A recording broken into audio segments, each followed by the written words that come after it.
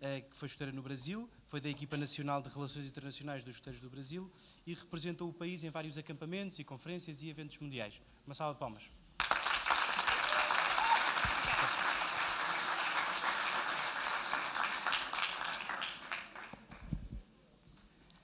Olá, muito bom ver esse auditório cheio, mesmo sendo a última talk do dia. Bom, meu nome é Thaís, como vocês obviamente percebem, sou brasileira.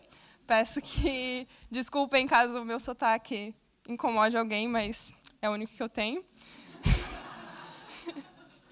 Então, hoje eu vim aqui partilhar uma mensagem com vocês. Mas, para partilhar essa mensagem, eu queria contar uma história. E essa história começa assim. Quando eu era pequena, eu não gostava de falar inglês. E eu não gostava de estudar inglês. Eu achava muito chato. Ai, para que eu vou usar isso? Na minha cidade ninguém fala, não tem lugar nenhum, não uso para nada. Meus pais, muito sábios, me diziam, não, mas o mundo está se globalizando, aprender inglês é muito importante. Tá bom. Eu achava aquilo chatíssimo. Eis que tudo começou a mudar quando eu tinha 12 anos e eu fui para o meu primeiro acampamento nacional. Eu era escoteira desde os 6 anos, adorava essa história de acampamento, de conhecer novas pessoas, e aconteceu então um acampamento na capital do meu país. Eu era do Sul, seriam 25 horas de viagem até a capital para um acampamento escoteiro. Que experiência inesquecível. Gente do Brasil todo. Sotaques diferentes, comidas diferentes, gostos diferentes. Gente inacreditável. Foi muito legal. Quando eu voltei, meu pai me disse, olha, Thaís, ano que vem vai acontecer um acampamento igual a esse, só que de nível mundial. Gente do mundo inteiro. Para o centenário do movimento escoteiro, que vai acontecer, sabe aonde? Na Inglaterra. Sabe que língua eles falam lá? Ok, você venceu. Eu tenho que aprender a falar inglês. Tive o privilégio de poder ir para um cursinho de inglês, que nem todos os brasileiros teriam esse privilégio. Comecei, então, a estudar, a me dedicar, e comecei a ficar animada. Nossa, imagina um acampamento com gente do mundo inteiro. Eis que, finalmente, julho de 2007 chegou. Eu tinha 13 anos. Obviamente que a comunicação não foi nada fácil. Eu não entendia praticamente nada do que estava acontecendo, porque um ano estudando inglês não era suficiente, óbvio. Mas, mesmo assim, aquela experiência foi inesquecível. Foi inacreditável. Eu lembro que, por exemplo, quando teve a Noite Internacional, a gente partilhava comidas típicas de cada país. E naquela noite, eu me grudei nos portugueses, porque, né, falam a mesma língua, e eu provei um bacalhau. Vocês sabem mesmo o que fazem. Mas mesmo em outros momentos em que não partilhávamos a mesma língua, eu sentia que tinha algo a mais ali, que nos conectava. Eu lembro quando eu vi, por exemplo, a neta dos Baden-Powell. Eu olhei para aquela mulher e pensei, meu Deus, de carne e osso? Aquele nome que estava lá nos livros e que a gente só ouvia falar, não, ele realmente existiu e está aqui, a neta dele. E quando, por exemplo, o neto dos Baden-Powell leu a carta que o próprio fundador escreveu, caso o movimento chegasse aos 100 anos. Ele estava lá no palco, lendo a carta do próprio fundador. Eu não entendi uma palavra. Mas eu chorava de emoção, pensando, eu estou aqui do outro lado do oceano, com gente do mundo inteiro. Assim que eu voltei daquela atividade, eu pisei fora do avião e falei, pai, eu vou no próximo na Suécia, em 2011. Ele olhou para mim e falou, muito bem, mas as nossas economias foram para esse acampamento, não tem dinheiro para ir no próximo. O que você vai fazer? Eles foram muito legais. Sentaram comigo e começamos a fazer os cálculos. Olha, para o acampamento vai custar mais ou menos tanto, para a passagem de avião vai custar mais ou menos tanto, para você se alimentar cada dia, vai precisar desse tanto de dinheiro. Até lá, 4 anos, 365 dias, ok, tenho que guardar R$ 3,20 por dia. Comecei, então, reais, como ele falou aqui antes, é um dinheiro que não vale quase nada. Mas comecei, então, a fazer tudo que era possível. Comecei a vender chaveiro, a vender até biscoito, como vem o imaginário dos escoteiros dos Estados Unidos. E tudo que era aniversário, eu falava, olha, eu não preciso de presente, mas eu quero ir no acampamento mundial dos escoteiros em 2011 na Suécia. Se você puder me ajudar, eu vou ficar muito feliz. E com isso eu fui me dedicando. Eu fui sempre colocando todos os meus esforços, todas as minhas programações para aquele grande momento. Eu queria viver aquilo de novo. Eis que, então, o grande momento novamente chegou. E dessa vez, eu quebrei. Eu não sabia o que sentir. Foram 4 anos de preparação para aquele acampamento. E agora? Para minha sorte, naquele ano, era o ano que eu ia escolher que universidade eu queria fazer. Era o meu ano de vestibular.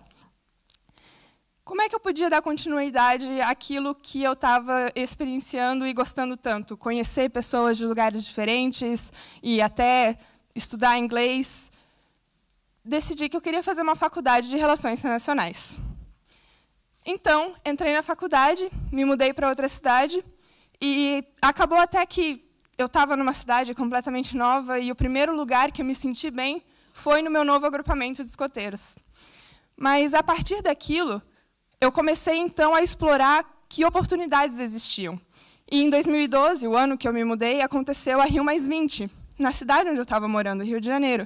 Iam vir chefes de Estado do mundo inteiro para aquela cidade. Como é que eu posso participar disso? Eu vi que os escoteiros iam ter uma delegação. Ah, não, então eu quero me candidatar. Acabei me candidatando, ainda era muito nova nas relações internacionais, não consegui, mas ia ter uma atividade antes que eu podia participar, então daquilo eu fui participar.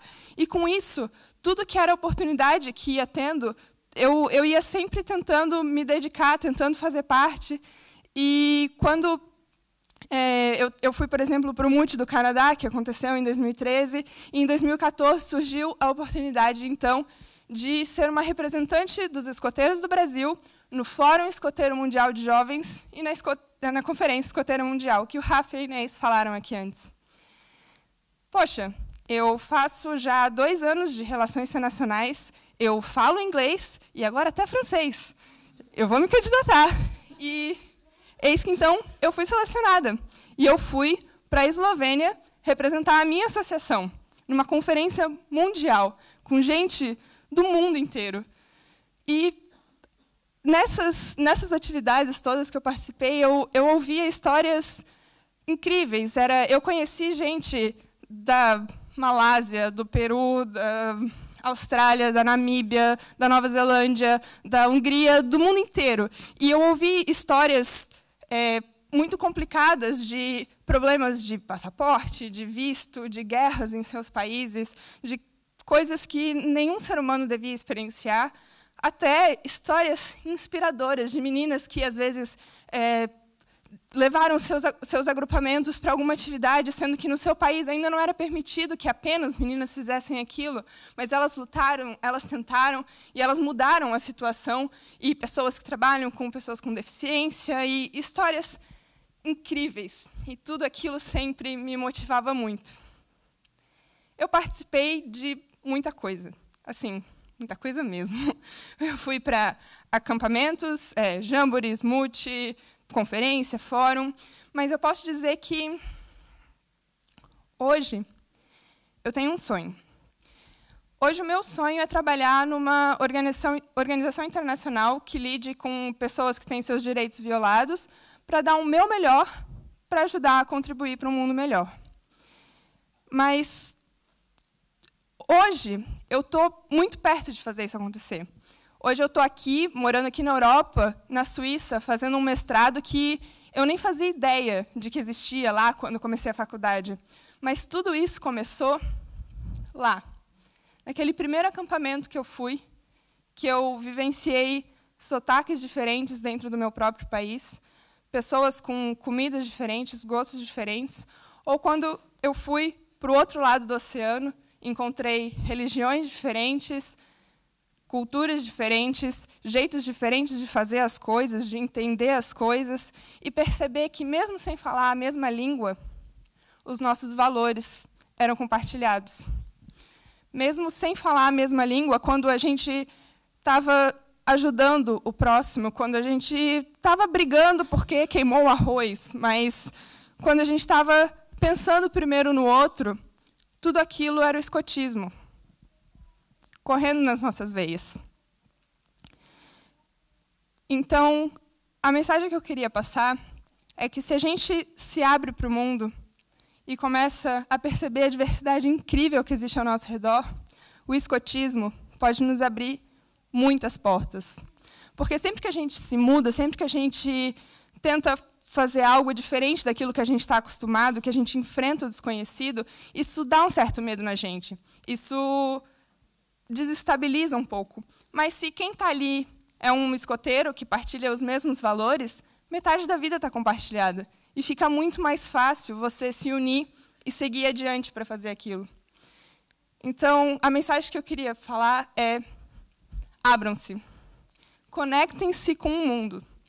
Sempre despidos de seus preconceitos e sempre dispostos a dar um passo atrás. E mesmo sendo aquela criança que falava: ai, para que eu vou estudar inglês? Ver que hoje fez toda a diferença. E me ajudou a dar muitos passos à frente. E o escotismo pode ajudar vocês a caminharem até a Lua. Obrigada.